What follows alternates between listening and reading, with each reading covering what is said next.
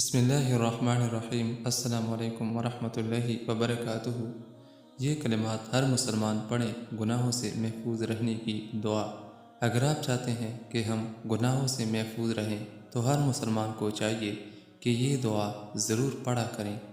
حضرت عبداللہ بن مسعود رضی اللہ تعالیٰ عنہ فرماتے ہیں کہ نبی کریم صلی اللہ علیہ وآلہ وسلم یہ دعا مانگتے تھے کہ اے اللہ، میں تجھ سے ہدایت، تقوی، پاک دامنی اور لوگوں سے بے نیازی کا سوال کرتا ہوں، جس کے الفاظ یہ ہیں اور یہ دعا مانگی، اور وہ دعا یہ ہے: اللہم انی اسألک الہدی والتقی والعفاف والغنی۔